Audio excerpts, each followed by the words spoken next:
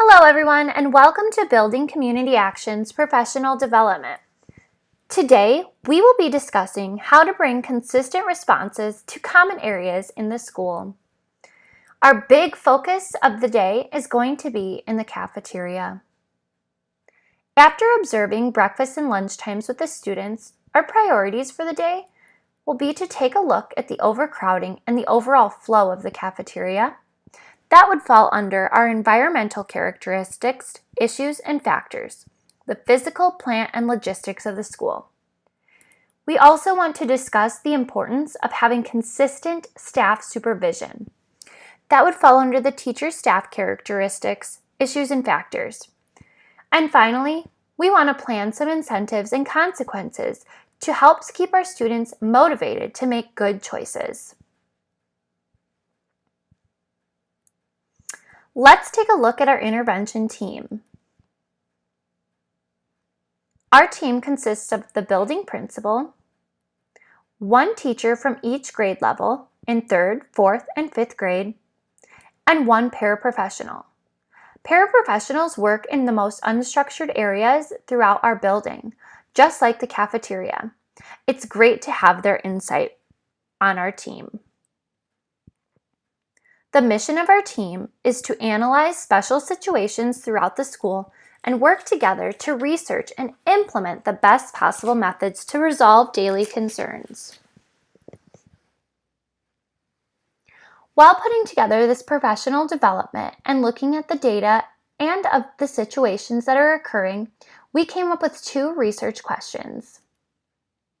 Why is it important to be consistent with daily school expectations? And what are some effective incentives and consequences for our students? Let's start by discussing the overcrowding and flow of our cafeteria. Williams and Schneider explain how students feel less safe when they're at school in more crowded areas. We want to make sure our students feel as safe as possible when they are at school. Right now, our school is built to accommodate 500 students, and it currently serves 650. That's 150 overcapacity students. There just aren't enough seats that are built into our cafeteria. This is causing students to scramble trying to find a place to sit. The wait time to get lunch is about 20 minutes. This is almost half of the students' lunchtime, which I'm sure is causing them to feel anxious and frantic.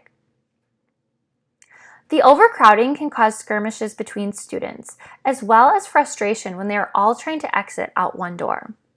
These are all items that were observed during the lunch period. This is something that we can do something about. Let's take a look at a picture of our lunchroom. You can visibly see the crowded lines to get their lunch. Their wait times are over 20 minutes, which is just completely unacceptable.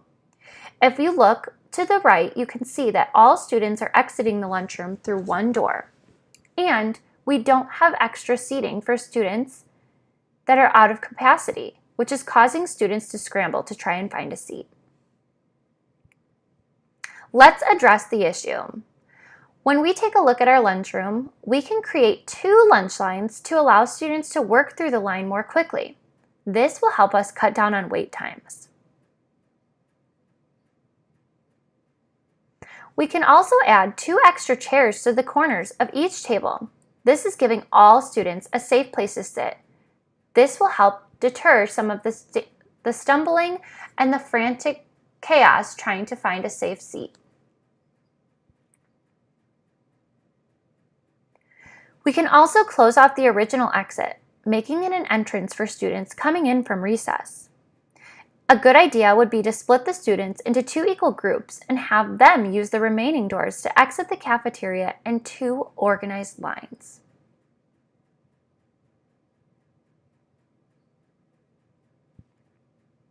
Let's move on to talk about consistent supervision. Irving, Ingram, Huffman, Mason, and Wills suggest that better support by the teachers and paraprofessionals can improve the outcomes of our students. While Knopf also explains that it is a good idea to create zones for supervisors in the lunchroom with extra supervisors for special situations. Right now, we have staff and parents that are breaking up skirmishes that are caused by the students because of the overcrowding and frustrated feelings. Our bathroom policy is inconsistent, which means it's ineffective. We have students shouting and shoving one another, while we also have staff that are yelling to students instead of speaking them in a positive manner. Let's address the issue. We can assign sections to each staff member supervising the cafeteria.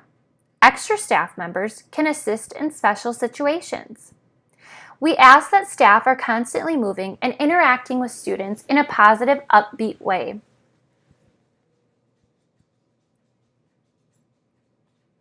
Supervisors' interactions should be positive. We want to tell students what we want to see and compliment positive behavior. For example, instead of telling a student, "Don't run," we can simply say, "Please show me how you can walk to the line." And it's important to compliment the positive behavior that we're seeing so that they know what we're looking for and what the expectations are. An example of this would be, "Thank you so much for quietly finding your seat for lunch."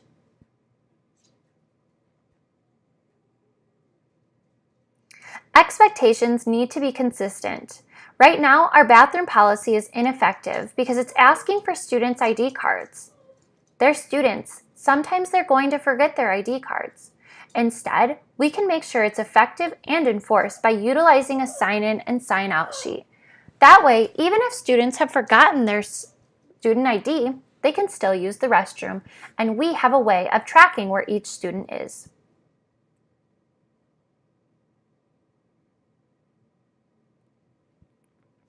Let's finish off with talking about incentives and consequences. Knopf explains that schools need to analyze incentives and consequences in order for students to make good or bad choices. If there are no incentives or consequences, the kids may have the skills, but they might not be motivated to demonstrate them. Let's do something about that. Right now, there are no incentives posted or observed in the lunchroom. Consequences are also not observed or being demonstrated for the students. We're not staying consistent. And our expected behavior should be modeled and understood by the students. Let's address the issue. We can enforce a behavioral matrix throughout our school. This can get all staff on board to ensure consistency and that expected behavior is posted and modeled throughout the day. Incentives and rewards will also be given to students so they feel motivated to show and make good choices. Simple incentives can include praises, compliments, positive notes, and a visit to the principal for a special treat. We should also have our expectations posted as a visual reminder to the students of exactly what is being expected of them. We can also work towards school-wide incentives, like choosing seats on Fridays for good behavior, ice cream social. We can work towards a pajama day, and even celebrate with a dance party.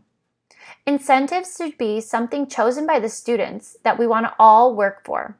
They can help hold each other accountable by giving friendly reminders what they're working towards.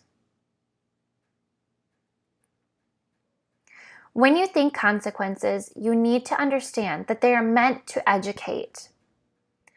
Our consequences always should be consistent, and students should be aware of what the consequences to their actions are going to be.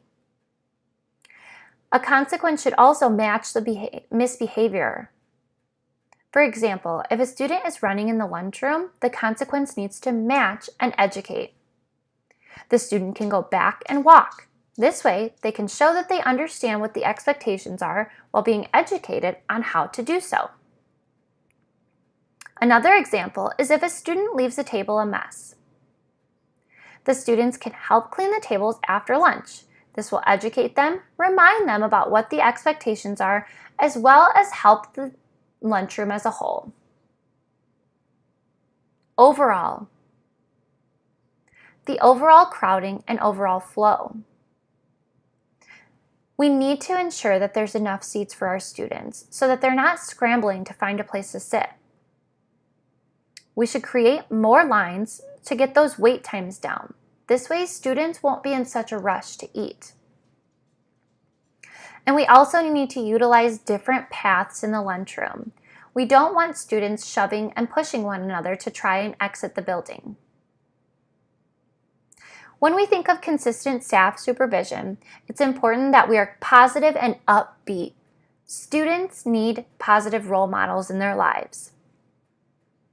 We also want to create and utilize zoning in the cafeteria. This can help make sure that all students are being monitored and there's an extra hand in case of a special situation. When it comes to incentives and consequences, we want to motivate students to make good choices. So we should follow through with our consequences to ensure that we are consistent each day. For more information, please see these references.